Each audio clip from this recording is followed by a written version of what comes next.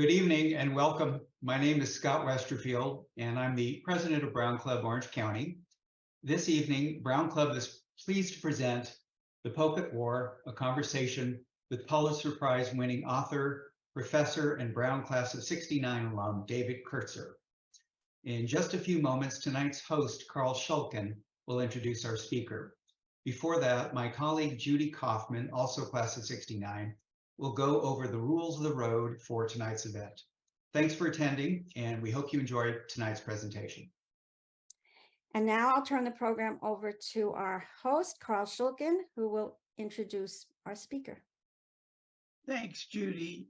Before I introduce the speaker, I just want to briefly make a recommendation to those of you in our audience who have not yet read The Pope at War. It is, in my opinion, a really terrific book. And I just want to read one sentence to you from a review that appeared in the Washington Post by a reviewer who is familiar with Professor Kertzer's other books as well. And I'm quoting here: Kertzer's books about the papacy are models of calm, uncluttered prose, prodigious research, and the ability to appeal to both a scholarly and a general audience, unquote. So I hope after hearing Professor Kertzer, if you haven't read the book, you will pick it up. Now, David Kertzer is the Paul Dupuy University Professor of Social Science, Professor of Anthropology, and Professor of Italian Studies at Brown. He is the author of numerous books, most notably The Pope and Mussolini, The Secret History of Pius XI and the Rise of Fascism in Europe, which won both the Pulitzer Prize for Biography and the American Historical Association Prize for the Best Book in Italian History in 2015.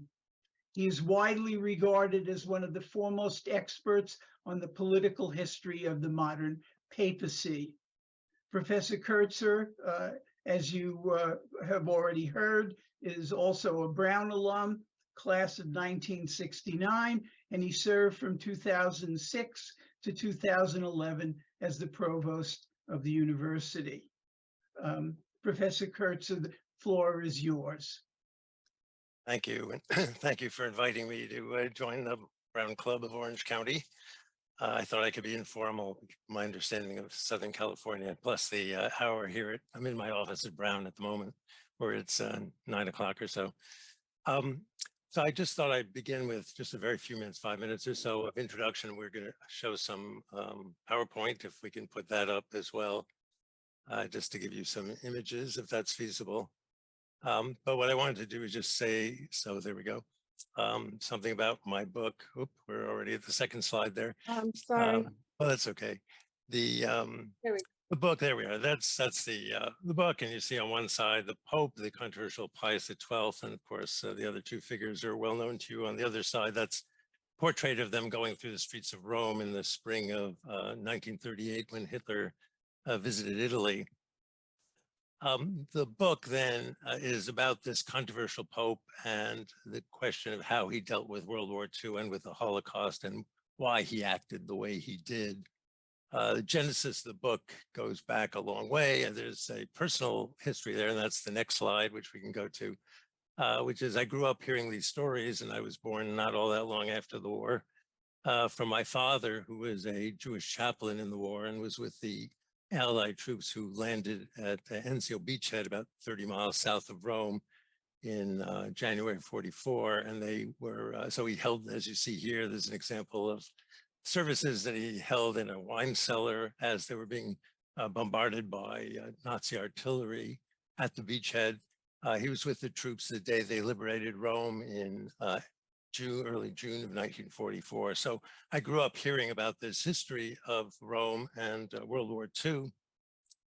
But of course, there are more academic reasons for writing the book. First of all, this is one of the most controversial topics in modern European history.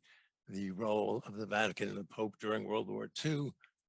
He has his detractors. You have for example, the book we'll see a cover in a second, John Cornwell, called Hitler's Pope, accusing the Pope of silence during the war, silence during the Holocaust, portraying him as a cowardly figure. Others, on the other hand, are trying to see him made a saint, see him as a courageous, heroic figure who stood up to Nazism and fascism and saved untold numbers of Jews during the war. We see the next slide gives some example of that controversy. The play The Deputy in 1963, some of the more older alumni may even remember this, was the first one to really make the question of the silence of the Pope during the Holocaust a major kind of international issue. And the play, by the way, was banned in Italy, so it was never performed there, or I think maybe once before it was closed down.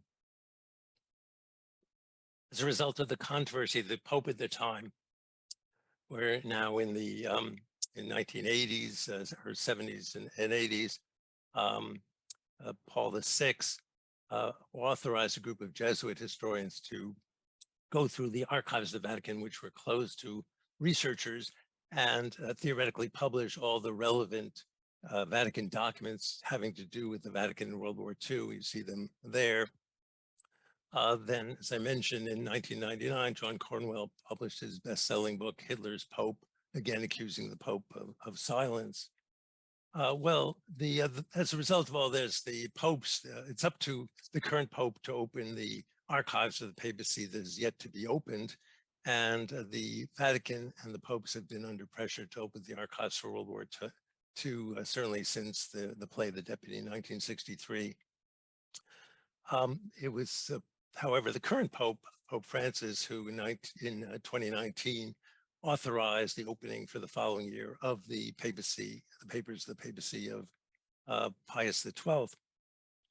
I had recently written a book about the predecessor of Pius XII. I think we can see the next slide has a picture of it that Carl mentioned, the Pope and Mussolini. And this was looking at the Pius XI, and who was Pope in the 20s and 30s, his relationship with Mussolini and the fascist regime. The man who would become his successor, Pius XII, Eugenio Pacelli, was his number two throughout the 1930s. He served as Secretary of State, so he was a major figure in that earlier book as well. So it seemed like a natural thing to continue my story with Pius XII and World War II. And so I had been waiting impatiently with others for the opening of these archives, but I sort of made a bet when Francis became Pope and when I finished my other book that Francis would be the one to open the other archives. So I began working in the archives that were open. And of course, the state archives of Italy, of France, of Germany, of Britain, and the United States, they all had the reports of their delegates, their envoys, their ambassadors to the Holy See, who throughout World War II were almost on a daily basis sending their reports of their conversations with the Pope and the men around the Pope. So I had already digitized tens of thousands of documents from working in those archives in those 5 countries at the time that Francis announced the opening of the Vatican archives. That was the last piece for me.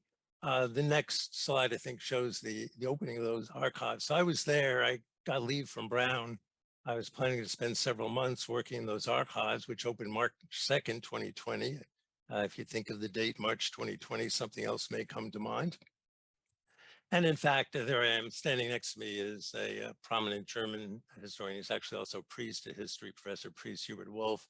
One advantage German senior faculty members have that Brown senior faculty members don't is an entourage of, shall we call them assistants, who come and do their work with him. So he had, this isn't even the whole group that he brought in there. And that's the door to what had been called the Vatican Secret Archive for a couple of hundred years until Francis thought the secret sounded bad and renamed it the Vatican Apostolic Archive. I actually was working there last week. And that's just before they would open the door there on March 2nd, 2020.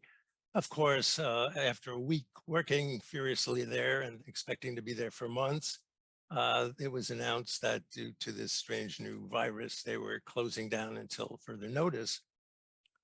A few days later, they basically shut down the country in the way that they never did in the US. And so Susan, my wife, and I kind of fled, and we weren't quite sure what was going to happen, except luckily 3 months later, they reopened the archive. And fortunately, I have a research associate, Roberto Benedetti, who works with me, who's Roman. And so he began to return there every day, whereas not only weren't any foreigners there because of COVID, but actually you couldn't even move between areas in Rome, in Italy. And so he was one of the few people to be able to work there. So that when I wrote the book, I had about 8,000 pages of archival material from that newly opened Vatican archives identified and digitized that I was able to use. But I should stress, with all the attention to these newly opened archives, that they're particularly valuable when you can put them together with the reports from these other sources. And so from these 5 other national archives that I used, and kind of what I think of as triangulating documents that deal with the same days, activities, the same meetings, and so forth. There were those who said there'd be nothing much learned from the opening of the archives. You saw those 12 thick volumes of already published material from the Vatican archives. What I discovered is that, in fact, there was a lot that remained hidden, partly because the Vatican wanted it to remain hidden. And I just give one example. I think the next slide illustrates it. And that is, I discovered in these newly opened archives that Hitler saw an opportunity within weeks of the election of Eugenio Pacelli as Pope Pius XII to put an end to the criticism of the Nazi regime that his predecessor, Pius XI, was increasingly voicing.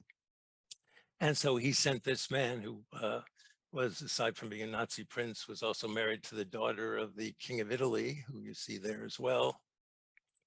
And not only did I discover that that von Hessen went back and forth between Hitler and Pius XI and Pius XII in these negotiations, but kind of amazingly, the Pope kept hidden a German Jesuit in an adjoining room, and he wrote down essentially a transcript of their conversations, which took place in German. And I found those transcripts of their conversations, which were also discussed in the book. So, but there are many other novelties as well that, but maybe we'll save those for my discussion with Carl and with any questions any of you have. So I think, but I didn't want to end without bring this down to a kind of personal level or an individual level, not just talk in terms of these big shots. So the next slide, really the next 3 slides. Well, first of all, October 16th, 1943, the 350 SS are sent through the streets of Rome with lists of all the Jews in Rome. They round up over 1,000. 2 days later, over 1,000 are put in a train sent to Auschwitz, where most are sent, they arrive a week later. This man, Josef Mengele, that I'm sure many of you have heard of, was standing there as the Roman Jews got off the train, and he directed all the children, all the old people, and all those who looked infirm to one side. They were put on trucks and taken directly to the gas chambers. And the smaller number, largely of men, was sent to the kind of slave labor camps where almost all would die as well. Just to give you an idea of who those Jews were, I think the next 2 slides give pictures. There's one, Elena Spizzichino, and I think the next slide, 2 of the many children who were taken that day. So that's what we're talking about. Then the controversy of the Pope's silence, in part, is that when the Nazis rounded up all of the Jews they could get in Rome, they kept them in a holding area, literally just outside the walls of the Vatican for 2 days. And the Pope never voiced any protest, knowing they were about to be sent to their death. The last slide, I think, just shows some of the editions of the book that are out so far in Britain, Germany, and Italy. Others are on the way. So I think that's all I wanted to say by way of introduction, and look forward to Carl's questions. It's good to have an expert European historian as my interlocutor. Thanks, David, and thank you for that very succinct and very clear summary. I'm going to assume that at least half of our audience has not yet read your book. So I've tried to frame my questions to fill them in as well as to open things up for those who have read it. So as you mentioned in your introductory comments, one of the things that's most interesting about the papacy in the 1930s on the eve of the Second World War is the difference in attitude between Pius XI and Pius XII. So perhaps you could go into a little bit greater depth about Pius XI's attitude versus Pius XII's attitude toward what was going on in Europe at the time. Yes, well, Pius XI, as he was featured in my that earlier book, The Pope and Mussolini, about his relationship with Mussolini. So he knew that Mussolini didn't have a religious bone in his body. Now we're talking about early on, but saw an opportunity to make a deal with him. And we may see some parallels in recent American history, in fact. And the result was the ending of separation of church and state in Italy, the signing of the Lateran Accords in 1929, which, among other things, established Vatican City, which did not previously exist as a sovereign state, and gave all sorts of privileges to the Catholic Church. But the Pope Pius XI was no fan of Hitler or Nazism, which he saw as pagan and saw as a kind of competitor to the Catholic Church in Germany. And so when Mussolini progressively befriended Hitler, the Pope became alarmed. And so this kind of reached a crescendo in what turned out to be the last months of his papacy. So now late 38, early 39, he would die in February 11th, 1939. For example, the daily newspaper of the Vatican, L'Osservatore Romano, was filled with criticisms of Nazi Germany, not for anything having to do with Jews, but for what it regarded as persecution of the Catholic Church in Germany. So that, for example, I showed that picture of the triumphal visit of Hitler to Rome. The Pope, Pius XI, he was still Pope, left Rome. He wouldn't be in the same city as Hitler, went to the papal villa outside Rome, Castel Gandolfo, and ordered that the lights of the Vatican be turned off, the museum closed, and so on, not allowing Hitler to go there. Pius XII was a very different kind of person. He was from what was called the Black aristocracy. His father and grandfather were both very close to popes. His father was the senior canon lawyer for the Vatican. And he was never a parish priest. He immediately, as soon as he became a priest, he went into diplomatic service in the Secretary of State's office at the Vatican. Whereas Pius XI would lose his temper and yell and pound his fist on his desk if he were angry with a foreign diplomat. Pius XII would never do that. He spent 12 years from 1917 to 1929, Pius XII, as papal nuncio in Germany. That's why he became fluent in German, and was very familiar with Germany and the German Catholic Church, the German political situation. So he was someone who saw his role as kind of a peacemaker, and was therefore, as I argue in my book, or show in my book, I think someone that Mussolini and Hitler were able to intimidate and basically manipulate, not because he was any fan of Hitler, certainly, which he wasn't, but for other reasons we could discuss. I wonder in that context whether you could say something briefly about the encyclical that Pius XI was in the process of publishing at the time of his death. Right. So after Hitler's visit, the Pope, so now we're talking about the predecessor, Pius XI, was sufficiently agitated that he decided that it would be important to have an encyclical that denounced both racism and anti-Semitism. He didn't trust the people around him to do this, including his number two, Pacelli, who would succeed him.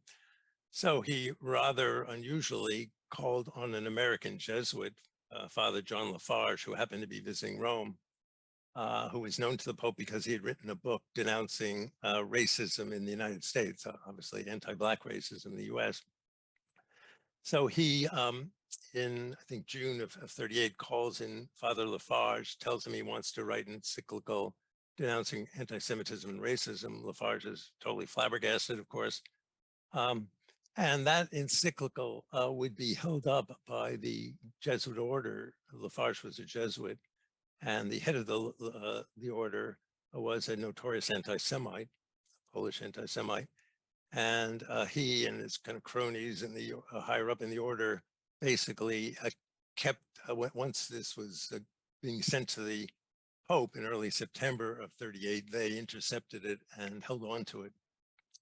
Only let the Pope have it in when he was very ill in January of 39. And so the Pope never got to issue it.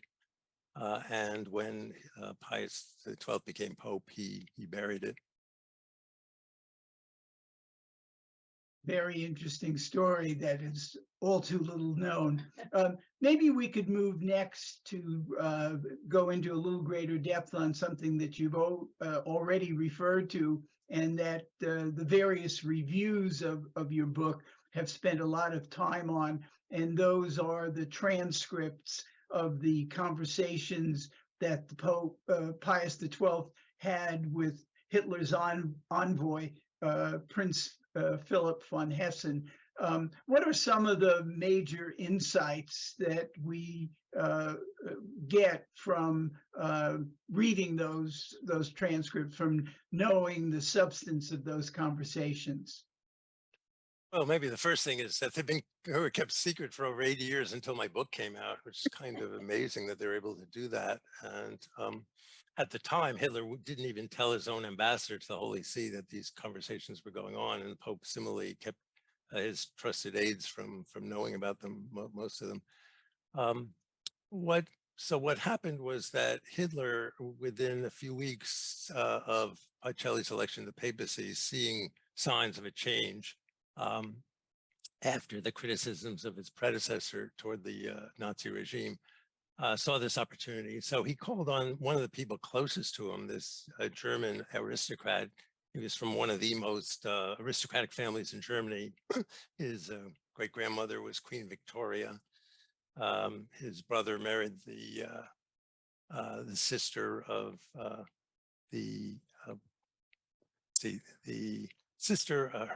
his wife's brother was the Prince Philip, who died, who was married to Queen Elizabeth, and so on. So as part of this very elite aristocratic German family, who, as they say, was very close to Hitler, and because he was married to Mafalda, the daughter of the Italian King Victor Emmanuel, he obviously had great connections in Italy. So he was sent to negotiate, and the question is, what was he negotiating with the Pope, and why did the Pope enter into secret negotiations with him? And they each had something they were hoping to gain. The Pope was concerned about what was seen as the Nazi repression of the Catholic Church in Germany. To give one illustration of what he had in mind, when Hitler came to power in 1933 in Bavaria, which was heavily Catholic, region of Germany, about 2/3 of all children were going to Catholic parochial schools, not to state schools.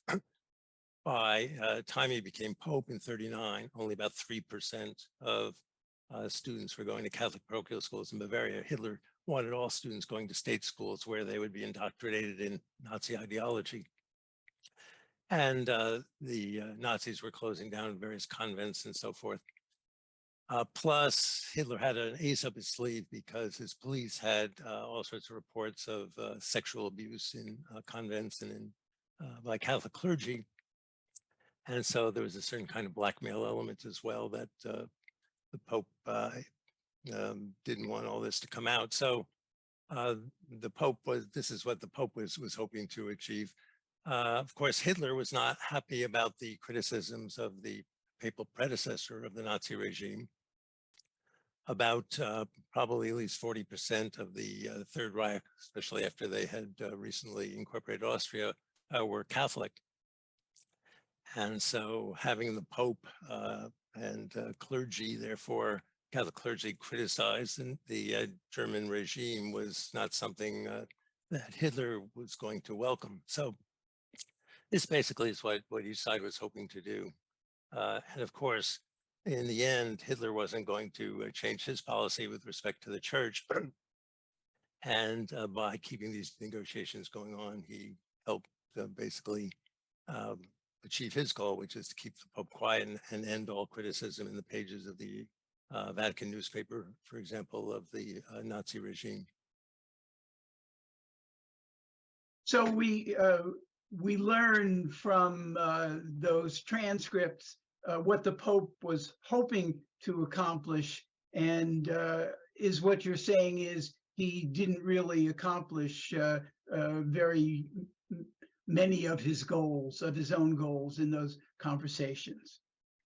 Right. I think the Pope, it's not as if they started opening up the closed parochial schools or the convents and so on that have been closed down. That what he did achieve, I guess you could say, is that the so-called morality trials, which were these trials of hundreds of Catholic clergy on sexual abuse and financial abuse charges that Hitler had instituted a couple of years earlier, those had been brought to a stop.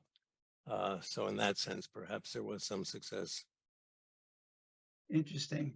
One of the things that struck me as I worked my way through your book was the reaction right after the outbreak of war, the reaction to the German invasion of Poland and the pressure that Pius XII was under to speak out about it. Where did those pressures come from, and what did those pressures accomplish, at least during the first year of the war? Well, I think what people often don't realize when they talk about the silence of the Pope in the war is that the first controversy over the silence of the Pope had nothing to do with Jews, had to do with Polish Catholics. And we generally date the beginning of World War II to the Nazi invasion of Poland, which was September 1st, 1939. And one of the aims of that invasion was to incorporate the western region of Poland into the Third Reich. And so one of the main concerns that the Nazis had was, of course, resistance, Polish resistance. And the Catholic clergy in these towns were seen as major leaders in local resistance, kind of local nationalism and resistance to invasion. So early on, hundreds of Roman Catholic priests were seized and sent to concentration camps by the Nazis. So in this context, aside from the general, mass killings going on, is with the invasion proceeding, the Polish Catholics, including the Polish envoy, ambassador to the Holy See, were begging the Pope to speak out, to denounce this depredations against the Catholic clergy and against Catholic Poland, and the Pope refused to do so. So this made him rather unpopular among Catholics in Poland, and but kind of presaged what would later go on in the war more generally. Well, how long did it take before the Pope began to receive somewhat credible reports about the singling out or the focus of the Nazis on killing the Jews of Europe? Well, the kind of mass murder of Jews in Europe, what we identify with the Holocaust, began. We sometimes talk about the Holocaust by bullets rather than by gas and concentration camps. So in June of 41, when the Germans invade the Soviet Union, this is really when the first reports come of the German attempts to exterminate the Jews of Europe, beginning on the Eastern Front. And they come in very early. I mean, the Pope has this remarkable capillary organization throughout Europe through the Catholic Church, through local bishops and parish priests and so forth, So he was getting early on reports from various church sources. For example, one of the more important ones is there was a parish priest from Rome, Roman priest, who had was serving as a chaplain, Catholic chaplain with the Italian army on the Eastern Front. And he served with a kind of hospital unit, medical unit that went back and forth in a hospital train to the Eastern Front. And he wrote up and presented to the Pope, and also met with the Pope a couple of times, these reports early on in the mass murder of the Jews that was going on the Eastern Front. But there was, for example, an important Ukrainian archbishop, a Roman Catholic archbishop, who sent very detailed reports of the mass murder of Jews, certainly by 1942, and other similar reports. I mean, it's in this context, one thing I discussed in the book, in the fall of 1942, President Roosevelt, concerned by these reports they're getting of the mass murder of Jews in Europe, sends his envoy to the Pope to say, if you have any evidence to suggest that our reports are in fact reflecting what's going on, namely the Nazis are engaged in the mass murder of Jews, systematic murder of Jews in Europe, it would be very important for us to get them. So we now know, with the opening of the archives, the behind the scenes discussion on the Pope deciding what he should let President Roosevelt know about all the reports they have. And one thing I discuss in my book is there was one man, one Monsignor in the Secretary of State office that the Pope regarded as his expert on Jewish matters, and named Angelo Dell'Acqua. He would later become Cardinal Vicar of Rome. So he had a very successful career in the church.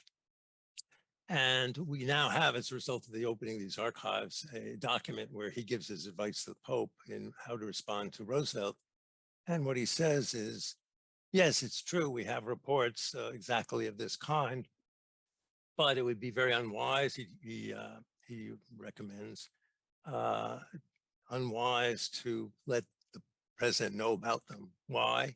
Said because undoubtedly the Americans, if they got such confirmation, would cite the Vatican to verify their claims, and they would use it in Allied propaganda against the Nazis, and we don't want to be involved.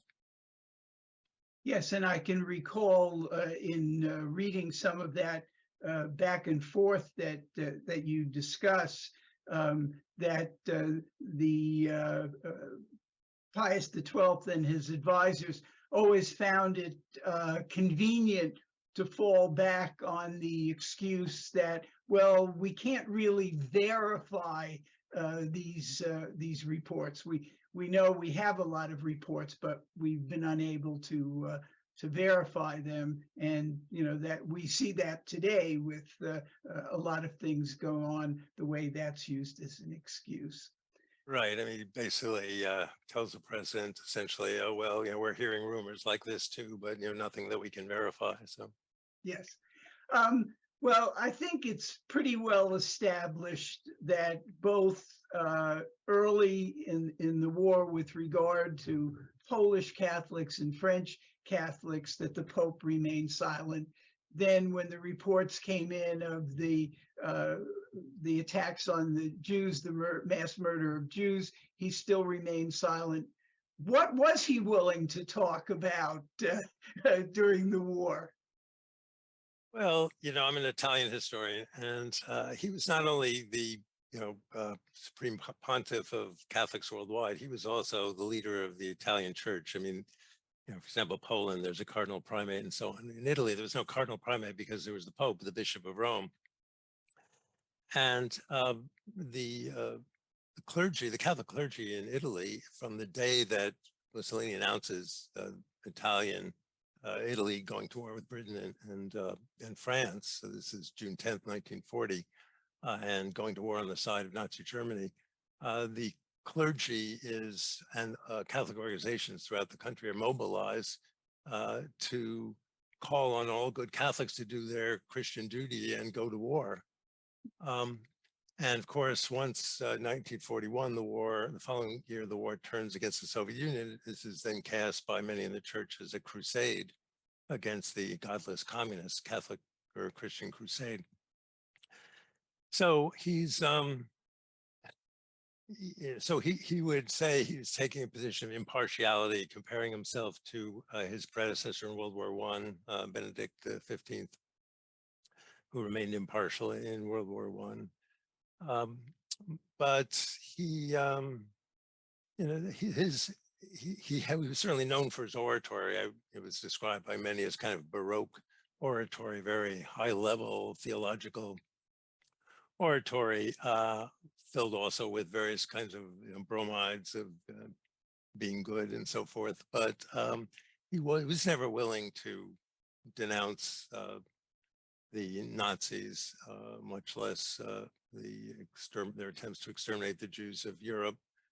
And that said, he was also careful. He was careful in speeches, and we know this. He basically, said this to various people we now know. He was careful in his oratory not to say anything that he thought would offend either side. And at the same time, actually, he was careful to put nuggets in there that each side could use. Each side was eager to be able to publicly say the Pope is on our side. So if you read the New York Times, for example, or any Allied propaganda, it's filled with how the Pope is on our side. Similarly, of course, the Germans were casting their war as a war of saving Christian Europe against its two mortal enemies, the communists and the Jews. So, the Pope's oratory was allowing each side to portray him as their champion. Well, one of the things that struck me, and you can correct me if I'm magnifying this out of its true proportion, but there were at least two instances I recall when the Pope spoke out publicly about the role of women and warning them to remain chaste and not to dress provocatively. Those are the kinds of things that he was willing to speak out about. Yes, I mean, one thing that certainly strikes me, as I look at his oratory during the war, not just that, but what the top cardinals of the Curia are writing to Mussolini about, for example, are they concerned about the scanty clothing of women on the beaches of Italy? And the Pope lectures as well, thousands of girls in Catholic Action organizations about the greatest threat, which is the threat of their immoral behavior, but immoral in terms of sexual behavior and provocative dress and this kind of thing. So yes, he was certainly outspoken on those fronts. Well, let me give you the opportunity in conclusion to give us your overall evaluation of the success of Pius XII during the war as the defender of the faith and of the Catholic Church. I think so. In my book, the object of the book, or my attempt in the book, is to have the reader be kind of a fly in the wall in the Vatican as throughout the war, see what's going on, not to say, here are the good guys, here are the bad guys, here's what he should have done, here's what he shouldn't have done. That said, and I have a kind of couple of afterwards, as you know, to the book where I do get into this kind of more judgmental area. And so if you were to ask me how successful he was or how much of a failure, you would have to say in what way. So in one way, he was a big success. I mean, the church came out of the war in very good shape. In fact, in Italy, even though it had been a major pillar of the fascist regime, it was, came out in, particularly when they were able to defeat the communists in the first elections as kind of the winner of the war. And more generally, the church, there was no schism, no major institutional problem in the church as a result of the war, or quite the opposite. And this, I think, is largely what the Pope was aiming to do, saw his role, perhaps understandably, as Pope, as protector of the institutional church. On the other hand, for example, when critics of my work portray the Pope as someone who was operating in very difficult circumstances and did what he could to protect the church, I'm fine with that. In fact, I agree with it. It's when they refer to him as courageous, as motivated by desire to save thousands of Jews, not speaking out because it was, that he'd get Hitler angry at Jews if he spoke out. I mean, things that seem, ridiculous on their face. So if one wants to see the Pope as a moral leader, then I think there are grounds for believing he was not a success. Thank you very much. You've answered all of my questions, and I'd like now to throw it open to the rest of the group to get their questions answered. I have a quick one if I can jump in here. I have a few actually, but one thing that was interesting, Professor, was the slide earlier showing Mafalda, the daughter of Victor Emmanuel and the wife to Philip von Hessen from this incredible aristocratic background.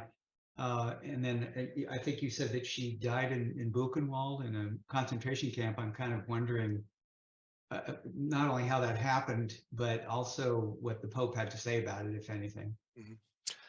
Yeah, so the one hand, of course, the Mafalda's family was, he was the king. Her father was the king of fascist Italy. He was the king who signed, everything that Mussolini put in front of him, including the racial laws, the anti-Semitic laws from 38, 39. But he was also the king who deposed Mussolini in July of 1943. So as far as Hitler goes, everything changed in July 43. Once the king deposes Mussolini, this is after, of course, the Allies have landed in Sicily. So it's not like the king acted very quickly, but finally saw the writing on the wall and tried to extract himself. So in July 25th, 1943, the king dismisses and has Mussolini arrested. And now he's kind of public enemy number one, or one of them, for Hitler.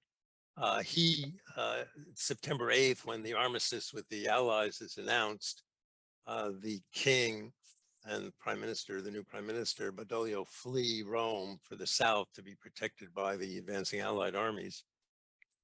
But Mafalda happened to be out of the country. She comes back a couple weeks later to Rome, which is a big mistake. And she is seized by the Germans, put in a plane and sent to Germany, and then sent eventually to Buchenwald concentration camp. This is all in the fall of 1943. In the summer of 1944, though this is only known many months later by the king and the Vatican, Allied bombs bomb part of Buchenwald. She's injured, and in surgery that is performed, perhaps botched surgery, she dies. Again, the king doesn't know this, the Pope doesn't know this. They know she's been taken to Germany. They don't know that she's now dead. There are reports that come in the spring of 45 that she had died. And the Pope gets in touch with his new nuncio in Paris. Could do an exam and ask people who was the new nuncio in Paris in 1944. It's a man named Angelo Roncalli, who would later become Pope John the 23rd. And Angelo Roncalli interviews two priests who had just been in Buchenwald, released from Buchenwald, and they tell the story of what had happened to her. So actually, the king learns through Roncalli and through the Pope and through the Vatican that his daughter has been killed, has died. Thank you. I have one other quick question, which was I believe I understand from your book that to the extent that the Pope tried to protect any Jews, it was specific to Jews who had been converted to Christianity. I wonder if you could speak to that. Yes, well, so we hear, for example, the Vatican, possibly in reaction to the Italian publication of my book a month after it came out, did something quite unusual. They made available what they call their Jews file from the Secretary of State, which consists of about 35,000 pages of documents having to do with requests from Jews for help from the Vatican during the war, or actually beginning in 1938. And what you see, and I've now read through most of them, what they show is the great majority, first of all, are from converted Jews, from baptized Jews. And the Vatican's, they, for example, the Italian racial laws were constantly calling on the Italian government not to regard baptized Jews as Jews. And so a lot of what they were doing, what the Vatican was doing in rescuing Jews was actually trying to rescue baptized Jews. I think this comes into real focus with October 16th that I mentioned, 1943, the day of the roundup when the SS, I mentioned the SS going around with clipboards of the names and addresses of all the Jews in Rome. They round up 1,259, they put them in this holding center right outside the Vatican City. But 2 days later, when they're put on a train, they've let 250 of them go. This generally is not known. And what I've discovered is, who was it they let go? The Vatican was constantly sending them names of baptized Jews who shouldn't be treated as Jews. They were let go, as well as kind of, this was even more surprising to me, Jewish men married Catholic women who had promised to raise their kids as Catholic and therefore had Catholic weddings. They were let go as well because they were the support of their Catholic families. So, you know, this is, and also what's now newly available in the Vatican archives is a lot of material along these lines of the need to be sure that baptized Jews are not being treated as if they were Jewish. Thank you.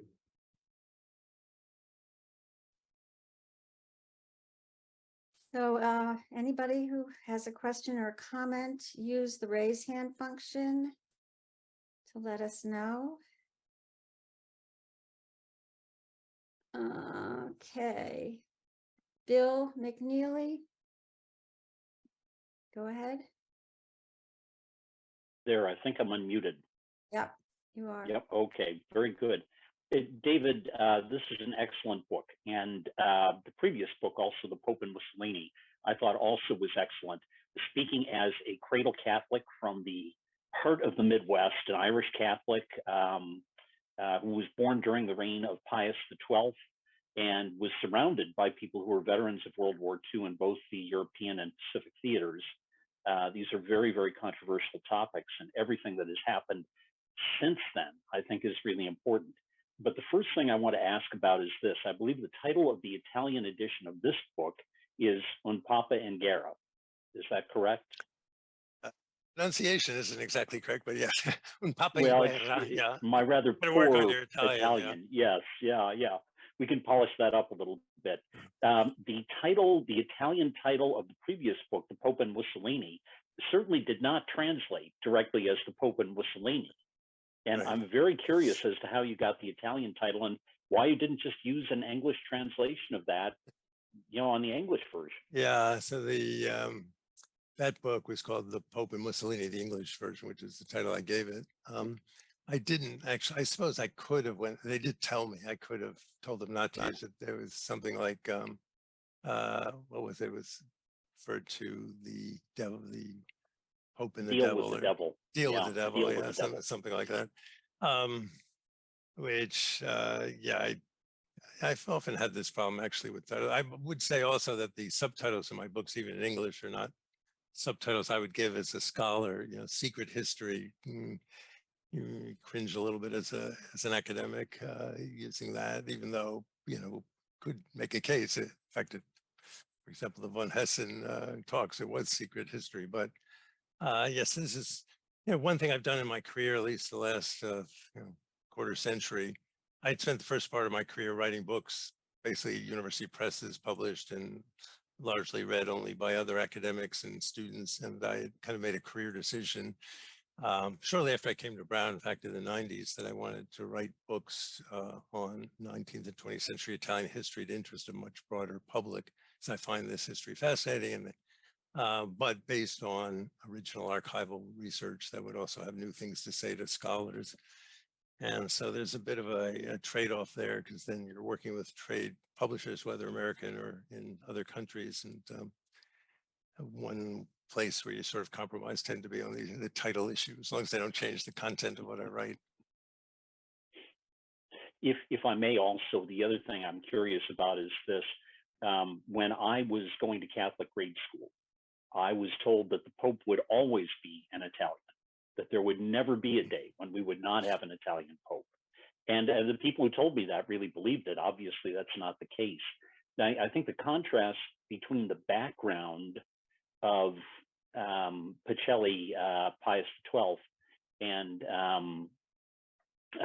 John Paul II, where JP2 was very much, pastoral. He was out among people all the time. And as you are, I'm sure, are aware, not long after becoming Pope, John Paul II sent a secret letter. The Vatican is very big on secrets, to the then communist government of Poland, saying that he would lay down the crown of St. Peter and go back to Poland and stand with his countrymen. He didn't care what happened. And this resulted in the attempt on his life, of course, the attempted assassination. What does this say about where the church was in relation to Italy and in relation to the whole world, and how it has changed in, those years? Well, it's changed tremendously, and we should, if I sound critical of the church, first of all, the Second Vatican Council dramatically changed the church, especially, of course, with respect to relations with Jews, dramatically changed it for the better. But I mean, in terms of what you were told about the Italian popes, I mean, in World War II, there were about 24 cardinals of the Curia. This is a central, power structure of the Vatican. 23 were Italian, and the one non-Italian was French. He was also the only anti-fascist cardinal in the Curia. So if it wasn't to be expected that when you were a kid that there'd be a non-Italian pope, this might be one reason why. But the for me, one of the sad things, I think, when this book came out in Italy, the Vatican Daily newspaper, for example, devoted a full page to denouncing it. And similarly, the daily newspaper of the clergy in Italy. And the only difference being the second, although they devoted, I think, a page and a half to denouncing it. Clearly, the author hadn't read a page of the book. But it's, so whereas the Roman Catholic clergy in a number of countries, including Germany and France, have begun to come to terms with this history, have said we need to examine the role we actually played in World War II. The German hierarchy, true Roman Catholic hierarchy, just 2 or 3 years ago came out with a statement saying, we never criticized the extermination of the Jews while it was being done by many Catholics. I mean, who was it who was killing the Jews? They were people who thought they were Christians. They didn't think they were pagans. And similarly, that we urged all good German Catholics to do their part in the war and so forth. But neither the Vatican nor the Italian Church, for that matter, has been willing to do that so far.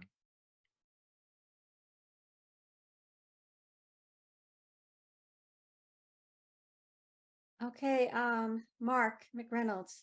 Right. What you were just talking about was the perfect lead into my question.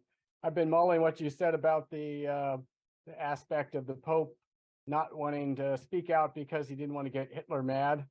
I want to first lay as background that we're all from a cultural background where one person can make a difference. Martin Luther King speaks out, not that that was really about one person, but we see things that way, that speaking out can make a difference. So I would like for you to address call it the alternate universe in which the Pope, while praying to God, let's say, was told, you've got to speak out. What would he have done, and would it have made a difference? Would there have been some positive role he could have played by speaking out, or was it pretty much hopeless under the Nazi war machine and everything? Yeah, well, it's, an interesting question, although, of course, all conjectural. So yeah, I'm asking you to conjecture based on yeah, so if I could do that, I would say, first of all, it's clear the impact it could have in Italy than in Germany. Although, as I mentioned, maybe 40% of the German population was Roman Catholic, still a majority were Protestant, basically. Plus, the Pope was Italian. In fact, he was Roman, as was, I mentioned, virtually all the Curia. So if, for example, instead of when Mussolini announces a war on the side of Hitler, instead of having the Catholic clergy of Italy call on all good Catholics to do their part in the war at Hitler's side. The Pope would issued instructions to tell the clergy just the opposite, that Hitler's war is immoral and good Catholics have nothing to do with it. It would have had a huge impact. I mean, you know, God knows exactly how it would work out. Or you think of when the Jews were being rounded up and the train was waiting to take them to Auschwitz. The Pope, I mean, he had just a few months earlier, when the Allies bombed Rome in July, and then again in August of 1943, the Pope went shortly after the bombing the same day to the bombed areas and kind of expressed his solidarity with the people who had been affected, who lost their homes, relatives lost their lives, been injured and so forth. If he had gone and stood in front of that train and said no good Catholic could participate in the murder of Jews, this would have had, I think, a huge impact. You know, exactly how this would have played out, I don't know. And of course, his worry was that, well, a couple of things. One is that as he saw it, he had saved 250 Jews. They were Catholics. And, you know, if he were to make trouble, if he were to have spoken out, so this would be his defense, maybe Hitler would have said, yeah, I don't need to keep the Pope happy. Let me take those 250. From my point of view, they're Jews anyway. Yeah, so I think this is, you know, one way to look at it.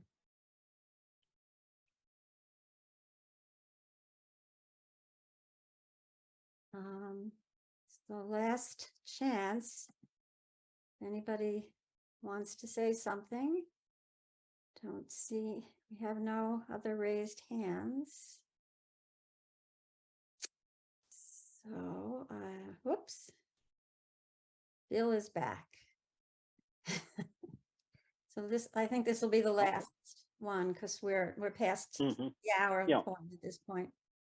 I'll ask one more question, David, if you have any idea, how much secret stuff is there still in the Vatican with regard to not only this era in history, but prior or later eras? Well, I'll give one illustration. Of course, this is one thing that historians working in these archives talk about all the time. I met, but before they opened the archives for Pius XI, which is when I was about to write that earlier book, The Pope and Mussolini, I met with the bishop in charge, Father Pagano in charge, Monsignor Pagano, in charge of the Vatican Archive, what was then called the Vatican Secret Archive. And I asked him, are you making everything available? At the time, he said, well, everything you could be interested in, you know, that has to do with this kind of political history, says the only thing we're not making available are sensitive personnel files. At the time, I didn't give it that much thought, but subsequently, you know, when the sex abuse scandal broke, I all of a sudden thought, gee, I haven't seen any studies of sex abuse scandal using Vatican archives. I wonder why that is. Well, actually, I don't wonder why that is. I know why it is. So I know they exist from various sources, but we cannot, scholars are not able to see them. So that would be one kind of significant, I think, example. The other question with Pius XII, though, is he was a very cautious person. And so aside from, you know, potentially seeing that certain papers were, you know, not in the file where they belong, but secreted somewhere, there's just the problem that he often didn't want to put things in writing.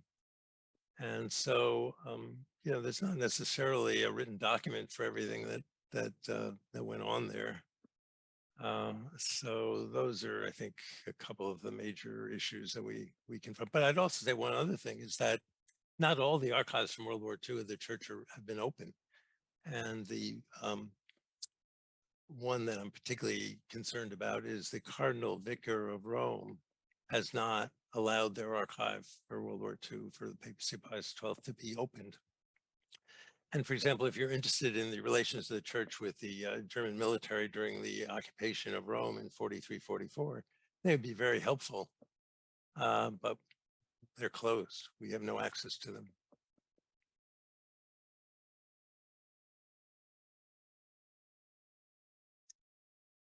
All right. Well, Judy, I think we'll wrap now. David, thank you so much for writing this book. I'm only 44 pages into it, but you've given me an appetite to continue reading. Although there's just points out, I mean, when you look at what's going on in the world today, that perennial, war is kind of a perennial condition of man. Unfortunately, these kinds of abuses are ongoing. Speaking of which, I have a couple of items to mention about Brown Club. We have an annual service project, and for June, it's been to support the Afghan refugee community in Orange County and an organization called New Beginnings. Our goal was to raise $3,000, and I am pleased to report that we are about 115% to goal. We've raised $3,500 so far, with another 10 days to go. And this is going to help many different Afghan families that have arrived in Orange County over the past 2 years. I also want to mention, for those who are interested in attending other events, please feel free to register at our website, which is brownclub.org. And you can also email us at browncluboc@gmail.com. We have events every month or 2 or 3, and we have coming up a Shakespeare event. The UC Irvine Swan Shakespeare Festival will be held in a couple of months. We will also be doing a mixer with other OCIV Plus clubs in August, September, sometime around that time frame, probably September. So stay tuned and let us know if you have any ideas for additional events that you'd like to see. Thanks, everyone. Have a good evening.